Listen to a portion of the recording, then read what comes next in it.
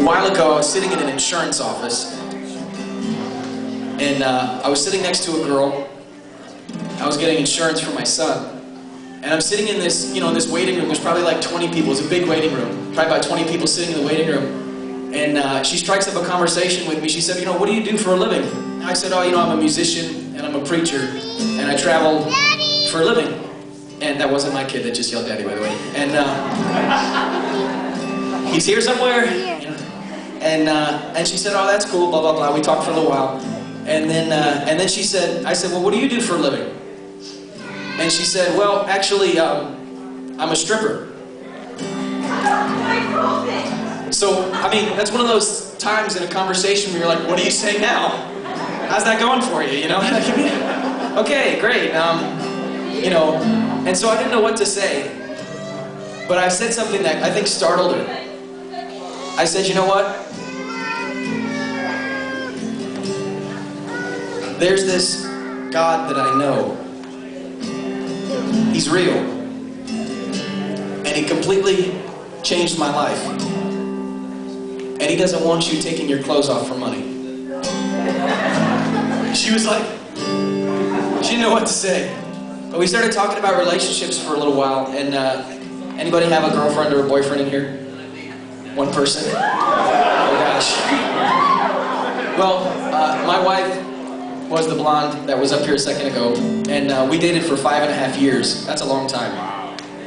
And we made a commitment at the beginning of that relationship not to have sex until we were married. I just said that in a microphone, by the way.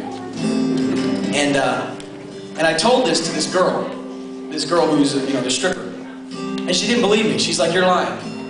And I said to her, why would I lie to you? I don't even know you.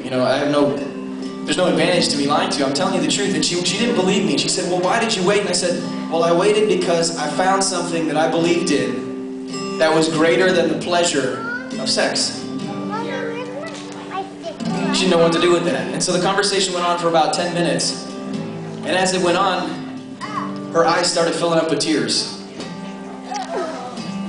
And she looked at me. She kind of put her head down. She said, you know what? I wish I had waited. And 40% of this young generation, 40% suffers with self-mutilation, hurting themselves, cutting themselves. The second leading cause of death among young adults is suicide. And I know that there's people here tonight that there's an emptiness inside your heart that aches. And I want to tell you that you don't need to take your clothes off. You don't need to get high just to figure out who you are. This song's called Name. And it's written from the perspective of a God that I met a few years ago. And it says that He gives us our name. So here we go. It's new, so if we mess it up, it's okay.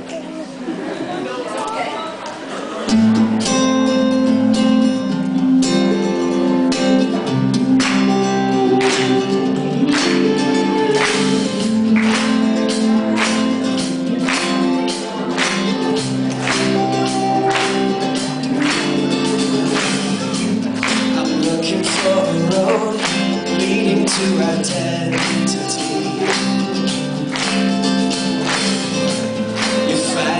Yourself through everyone else, and hanging around won't find it. Doesn't fit what you need. Feeling alone in a room full of people, 'cause they are what you see. You need more. I give to you a new name. Take off your old faces. Come find your world through me.